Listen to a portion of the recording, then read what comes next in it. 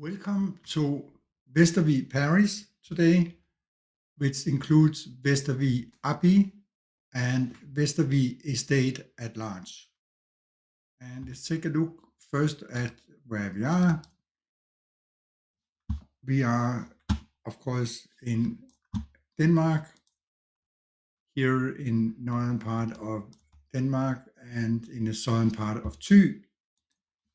And we have water on many sides in this case. We have the bay out here, we have the ocean out here, and then further we have a lake system at the north. This map indicates roughly what we are going to cover today, where we have the parish here in red, and we have the two herreder belonging to this abbey at the north of south, Refsherred and Hassingherred, which all under one bracket is called Vestervig Len in red out here. And in the parish, we further have a subdivision. So the parish is roughly shaped like this, with the lake up here and the bay down here. And then all these small areas are subdivisions and farms, small towns, and so on. Most of it is like a highland area, and then slowly folding down into the lake system and the bay.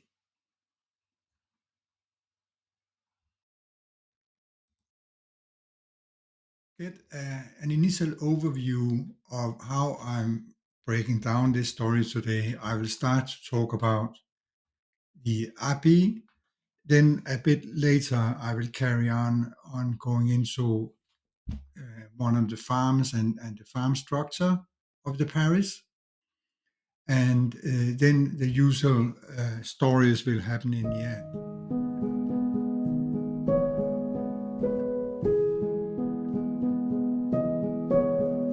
So first off, we take a look at the parish, and we have a painting from around 1740, which is our main focus, where we have the church in the background and the estate buildings up to the church, which is a reminiscence of the abbey itself, and then utilitarian buildings surrounding in the landscape. The mill is not shown here, but there's a mill too. And then we move fast forward a few, almost 100 years later, and we have this picture where it's almost intact. The church has been rebuilt. It burned in 1735, I believe. And fast forward to today, where we basically only have the church itself left, and all reminiscences of the abbey is more or less gone. It was demolished around 1838. Here, a quick view inside the church towards the entry, and another one towards the chorus. The main thing is that this abbey was started around year 1000, maybe 1066, because there was a comet over the founder's his grave, and that comet we know to be Halley comet, and that was 1066. And then due to this, he became a saint of this church, and today still people is named after him, Thor. And Thor, he lived basically as a Viking, but was a clergyman or priest. So he traveled around like all the Vikings did at the time. But that's too detailed to go into that, but there's lots of material on that one. What we need to understand is that this abbey, its lands came from gifts from the locals. So they have the perception that this abbey is their abbey. This is where they buried their dead. This is where they went to church and so on and so forth. And the property of this abbey grew and grew and grew and went beyond the lane of Vestervig.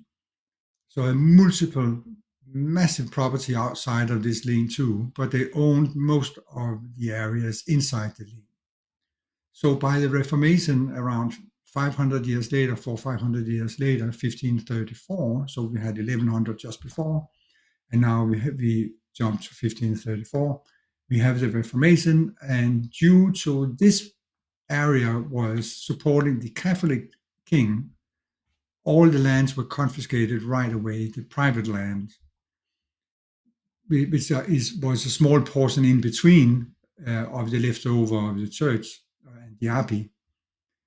And a few years later, the king confiscated the abbey land too, so it became one large amount of land run by the king for about 150 years. When he finally had to give up to collect the taxes, people were, you could say, reluctant to pay the taxes, and furthermore, there was a bunch of wars which interrupted the tax collection system, and the king had to give up the proceeds and the lands and gave it to some of the people who owed money around mid of the 1600s.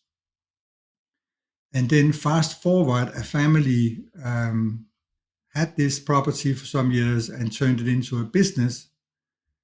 And they had to lease it to a family which ended up owning it basically to, it was defunct, called Mollerup, the Mollerup family. And the character of the relationship between the people and the estate, which now is a business, changed dramatically. And basically only the Vestervig Parish local members were able to cope with this transformation and benefit from some of the activities, whereas the rest of the abbey's property and the people there, the tenant farmers, lived in a normal state of poverty and fights with the administration of the parish, and managed years and years later to stay in an economical powerful position against this estate, whereas the most disadvantaged was probably the people in Acker, who became some sort of like Prügelknaben, we say in German, where we can see these people who in Acker had not much to stand up for. They suffered a lot under this private property experience. The period we are focusing on from around 1599 to 1799, we must say that the Mollerup family focused on rebuilding the church which burned in 1735 and spent most of their fortune on this. They had to borrow some money from a Jewish guy in Copenhagen, and he had his pence in the interior actually of the estate, meaning the gold and furnitures and painting and so on they had inside the house. He did not use their property as a guarantee for the loan. And when trouble arose on this, he recovered his money from what they had inside the estate. So another factor is that it seems that the The wives of the Moltrups, they typically became married in with some money, and they had their own way to look at things. And it seems to be the female side um, making sure that that there was funds to run the church and rebuild the church, whereas the male side they were running the business and the troubles in that, and the female side probably had the perception that the Vestervig Parish were their people, whereas the male side saw the entirety of the estate as their people. So it kind of divided between the local was to the female side and the church, and the wider estate became the business of the male side and run by them. Further, this family had a local court.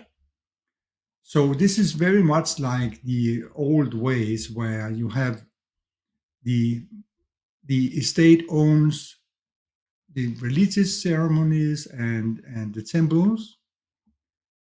They own the court and the entire courthouse and the court experience and everybody serving the court. They own the land. And in this case, this family and this estate also owned the rights for the ships and the unfortunate people blowing into the coasts here. They own the rights, 50% typically, of the proceeds of the sale of the ship and the goods on the ship and so on and so forth. And further, they also owned most of the fishing rights. So basically, they owned everything.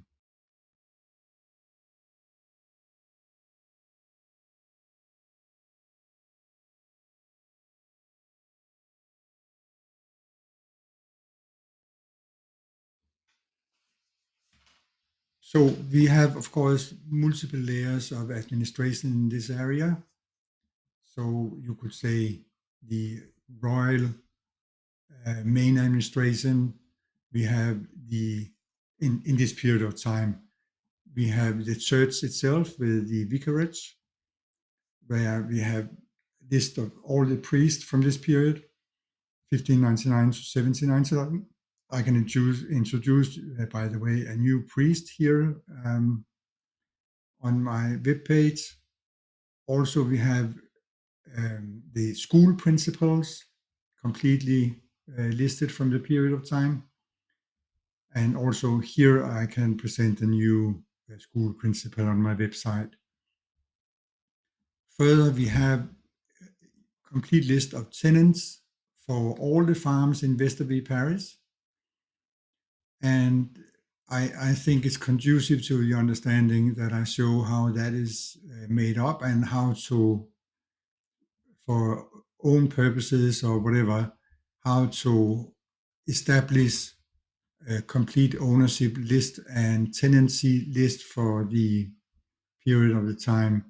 And my example would be the Weile farm, which is in the center of the place here. Not this one. It is more like this. Here is a farm, the estate map, and zooming out a bit like that, and then zooming in, you will see the farm buildings, and you will clearly see a river going through there and the highlands on both sides. Here it says the map is from 1814. And further, just to make sure you know where it is, it's in the center here, just not far from the church to the north. This is the farm I'm just going to go through. And what we can see is I've developed a matrix which goes from around 1555 and forward.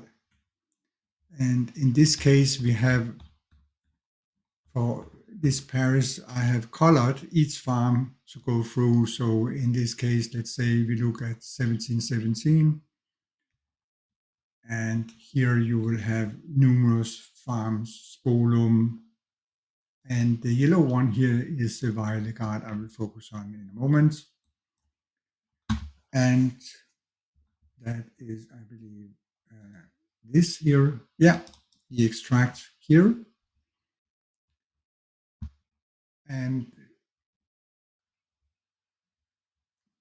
what you do is you extract the hard corn, which is the tax amount, the notes here for the function, the leasee, the periods of time you can assess, and then you go to other sources to establish how their lifespan, these people.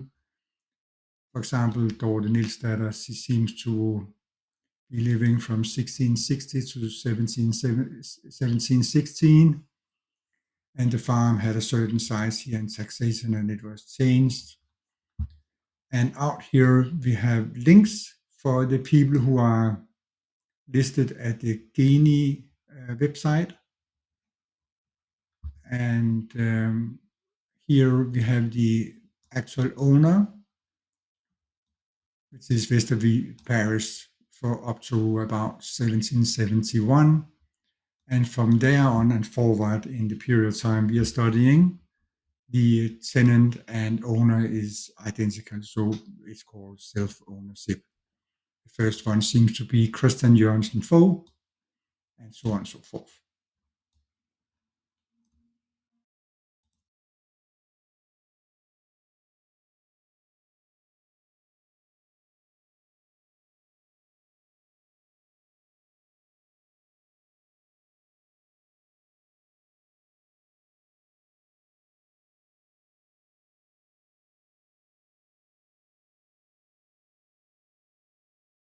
Today's stories from Vestervig is hard to limit to the parish of Vestervig, as the implications of having an estate of the size of Vestervig Abbey is very big.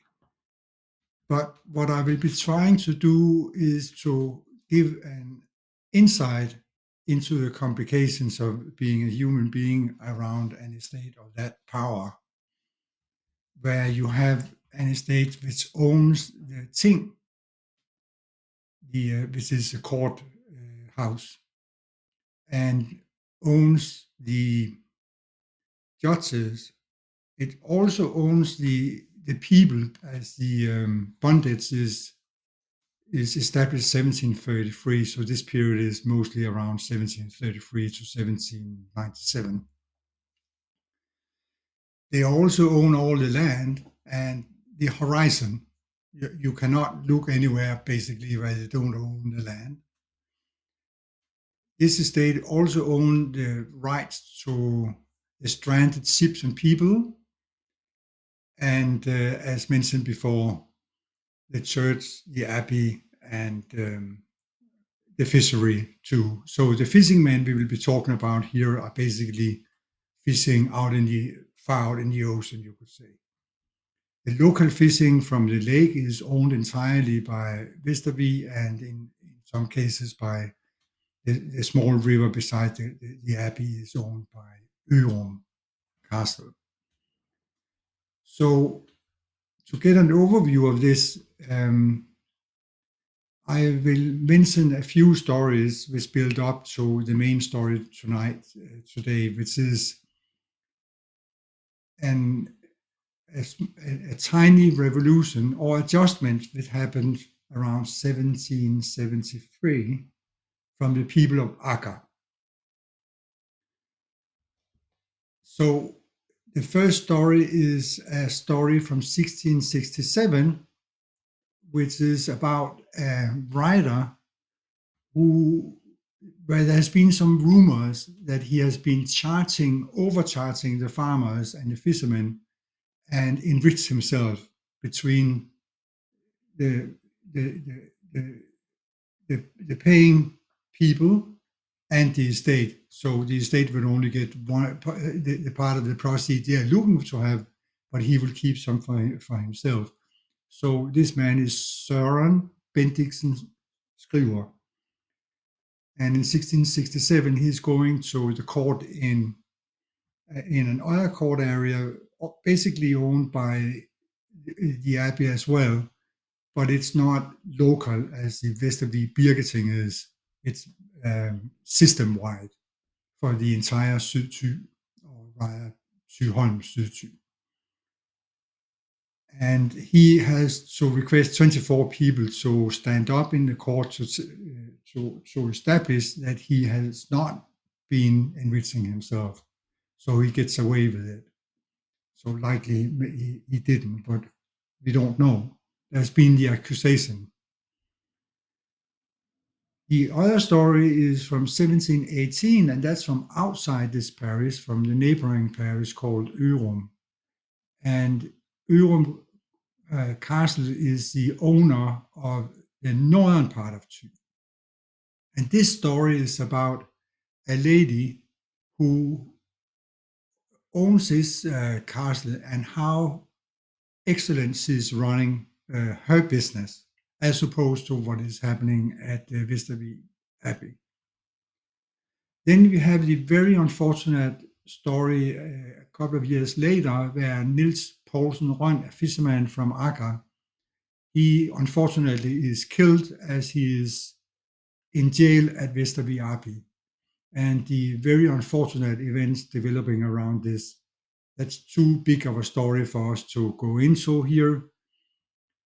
The next story which leads up to this is from 1767, where local people around along the beach, mostly from Aker, I believe, but also other places, has been harvesting some wood pieces. They found an old mast on the beach, and they tipped it off and used it for fuel.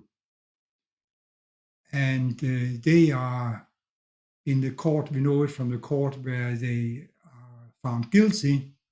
It's local children and teenagers and mothers and the only people who has been chopping up the wood and trying to get some heat for this one.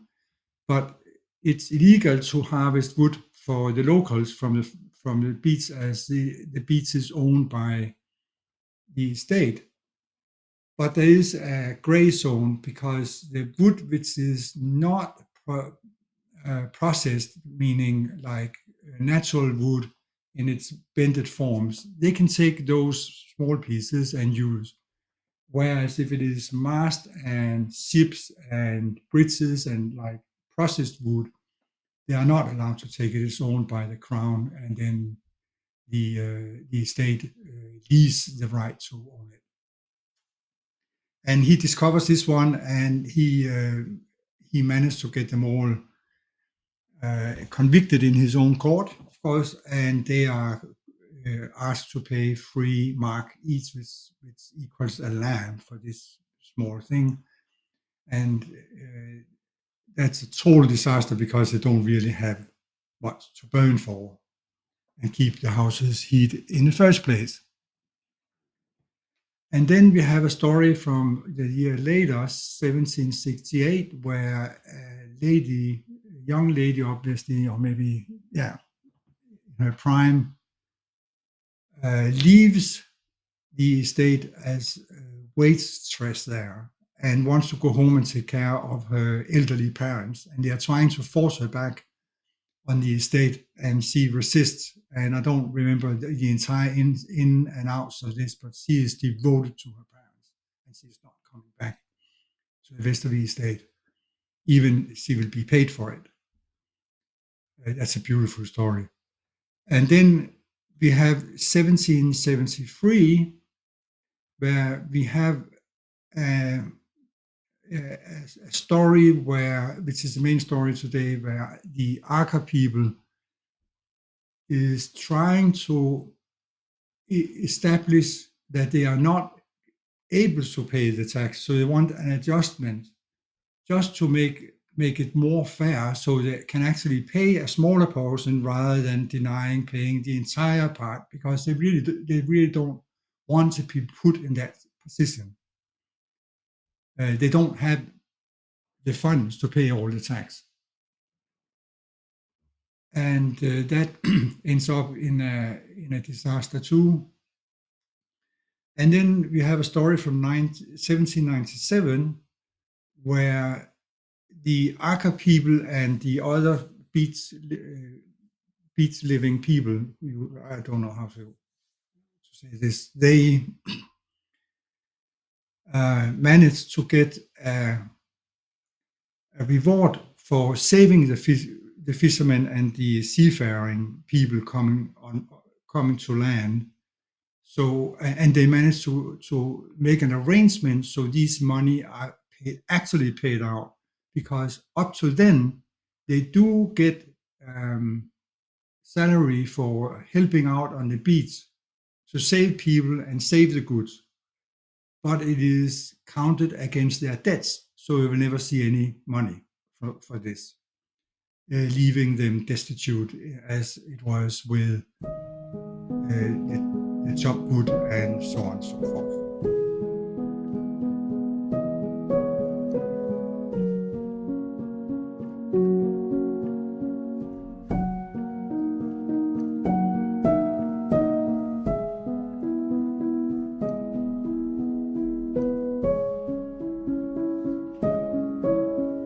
So this story from 1718, November 10th, is a fortunate thing we have, because it is a court document for the neighboring thing located at that time in Ydby. Her name is Marie Charlotte Amalie Frederiksdatter Gede. That's a full name.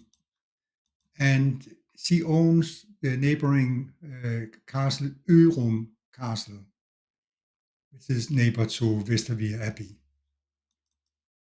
And she demonstrates huge due diligence, big insight in human behavior, self-restraint, and numerous other excellent personality skills in her handling of the issue. There is an issue.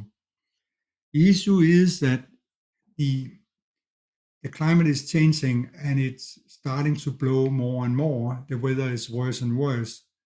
So what is happening to her lands is that the sand is blowing over her lands, and it's measurable, and it can be seen year by year. And what she is experiencing is that the local farmers in the two small parishes adjacent to her castle, called Lodberg and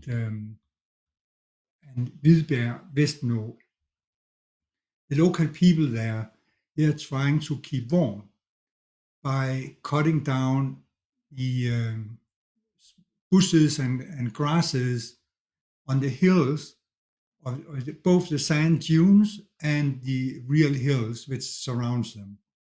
And this increases the sand drift. And what she is trying to do is to enforce a royal decree which disallows the use of this praxis. So you're not allowed to cut this down and use it, chop it up for firewood, and chop it up for food for these few lambs and calves and stuff they have. As it opens up the sand to be able to blow, cutting big space into the sand dunes. But she has a capacity to understand that these people are not doing it for any other reason than for their survival. And also her security situation is very difficult for her, as these people are numerous and they are surrounding her castle. So if she misbehaves, she might not be in a safe position. Of course, that's a part, but she also have the capacity to show the to negotiate the human conditions around her.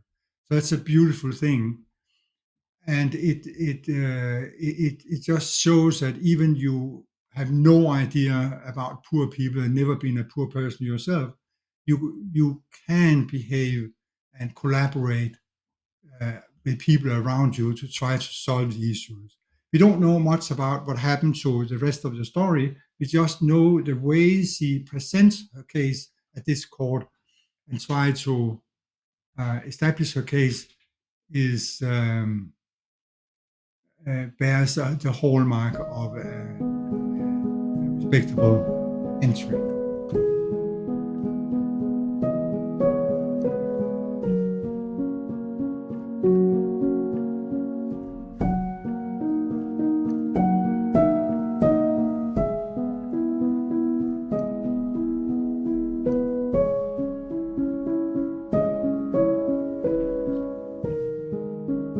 So this main story today is about the adjustments the fishermen of Akka is trying to create around that taxation and their work for the Vestervig Abbey.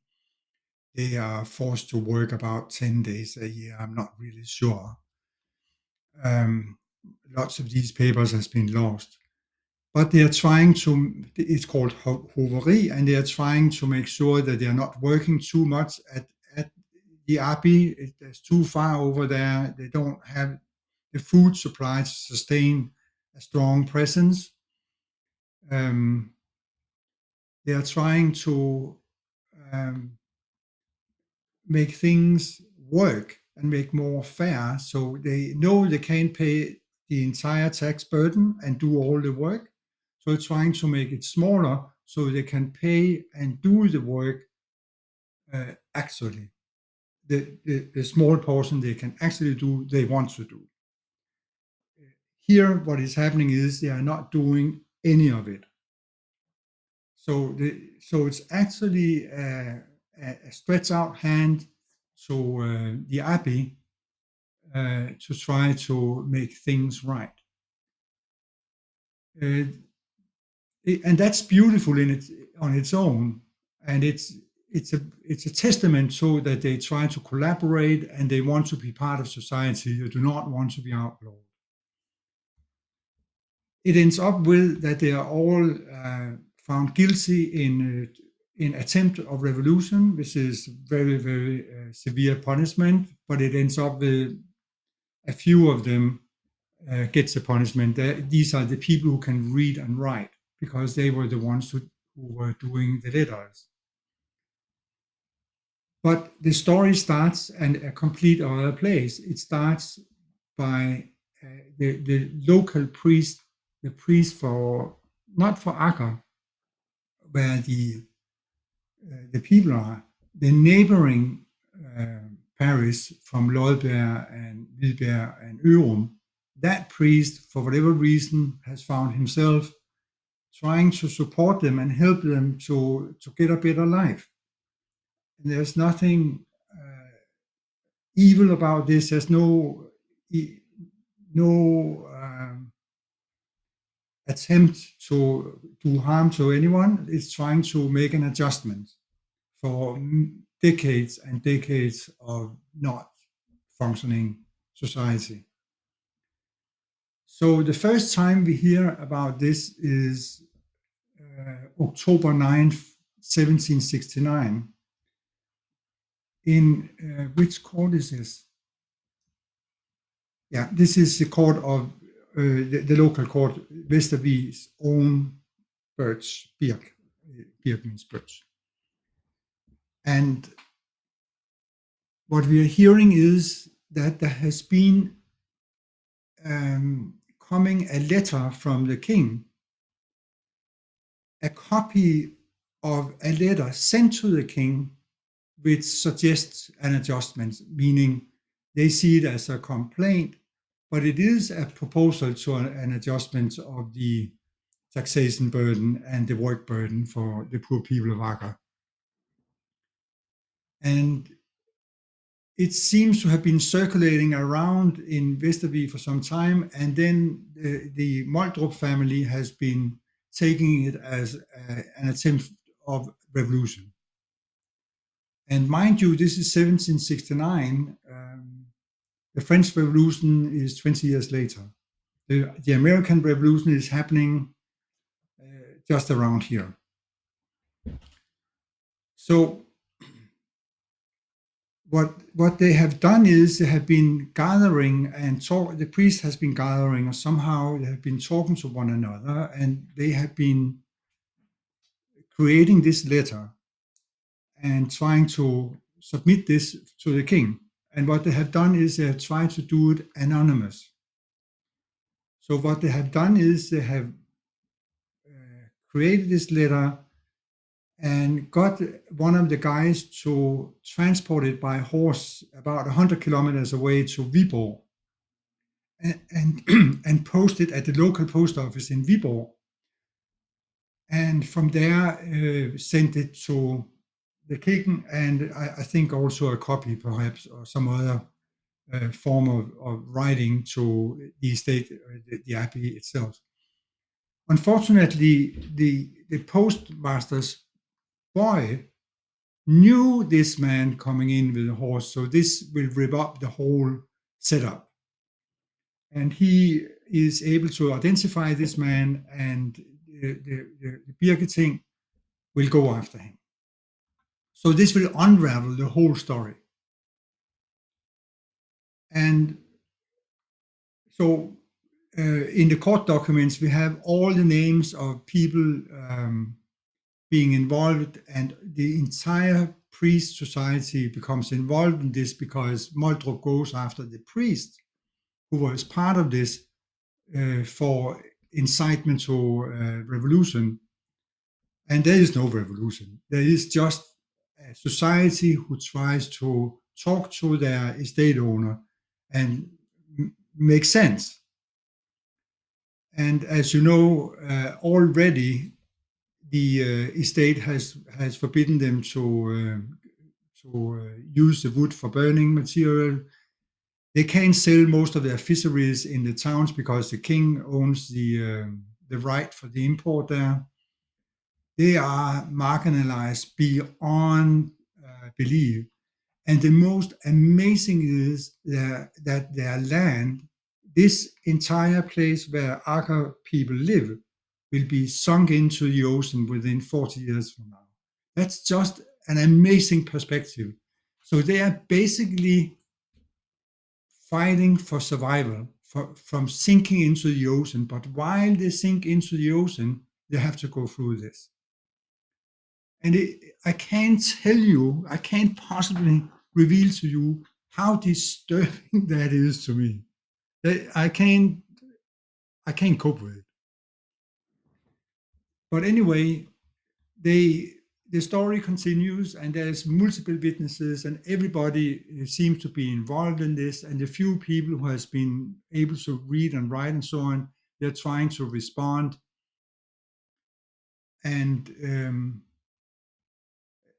the full list of dozens and dozens of people who has been signing up for these letters and try to adjust these things. And it goes on in months and months and months, and it ends up in that review of their salary and their debts and all this.